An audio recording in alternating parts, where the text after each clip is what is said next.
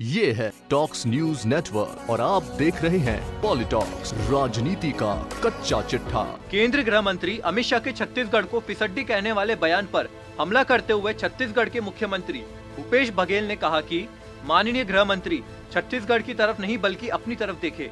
इतना ही नहीं, मुख्यमंत्री बघेल ने प्रधानमंत्री मोदी और अमित शाह दोनों पर निशाना साधते हुए कहा कि छोटा भाई और मोटा भाई ने मिलकर देश को आग में झोंक दिया। दरअसल 28 जनवरी को रायपुर में बीजेपी के प्रदेश कार्यालय के कार्यकर्ताओं को संबोधित करते हुए अमित शाह ने कहा था कि कांग्रेस के झूठे प्रलोभनों और भ्रांतियों के कारण हम छत्तीसगढ़ चुनाव हारे, लेकिन इसके 6 महीने के भीतर ही जनता कांग्रेस को पहचान गई और जनता लोकसभा चुनाव में मोदी जी के साथ खड़ी हो गई। उन्होंने कहा कि कांग्रेस अपने हर वादे पर फिसड्डी रही है। शाह के इस बयान पर पलटवार करते हुए भूपेश बघेल ने कहा कि छोटा भाई और मोटा भाई ने मिलकर देश को आग में झोंक दिया। बघेल ने कहा कि वे कहते थे अच्छे दिन आएंगे, बेरोजगारों को रोजगार देंगे। अब दूसरी बार मौका मिला, लेकिन देश को क्या दे रहे हैं? देश में आज जो परिस्थितियां बनी हैं, इसका जिम्मेदार छोटा भाई और मोटा भाई है।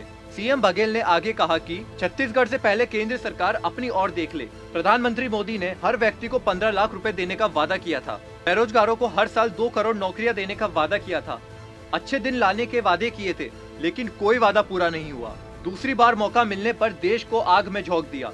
बघेल ने कहा कि देश में आर्थिक मंदी के बावजूद छत्तीसगढ़ में इसका असर नहीं है। यहाँ पर सभी सेक्टर में ग्रोथ है। मुख्यमंत्री भूपेश बघेल के मुताबिक तुलना करें तो देश में मंदी है, लेकिन छत्तीसगढ़ में नहीं है। बेरोजगारी दर 45 साल में देश में उच्चतम स्तर पर है, लेकिन उसे कम करने में हमें सफलता मिली है। यहाँ पर सभी सेक्टर में ग्रोथ है और शाह बता दे केंद्र में किस सेक्टर में ग्रोथ है।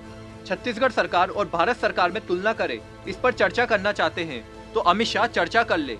इस मुद्दे पर अमित शाह के साथ किसी भी तरह की चर्चा में मैं शामिल हो सकता हूं। मुख्यमंत्री भूपेश बघेल ने प्रधानमंत्री मोदी पर भी तीखा हमला करते हुए कहा कि पीएम ने कहा था कि देश नहीं बिकने दूंगा, लेकिन एयर इंडिया बिक रहा है।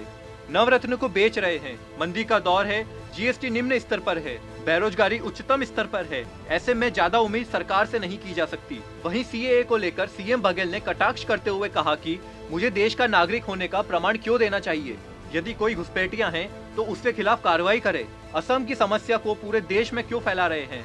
हर व्यक्ति को प्रमाणित करना पड़ेगा कि वह हिंदुस्तानी है, तब कहीं जाकर अमित शाह उसको नागरिकता देंगे क्या? पॉलिटॉक्स ब्यूरो, जयपुर। ये है टॉक्स न्यूज नेटवर्क और आप देख रहे हैं पॉलिटॉक्स, राजनीति का कच्चा चिट्ठा।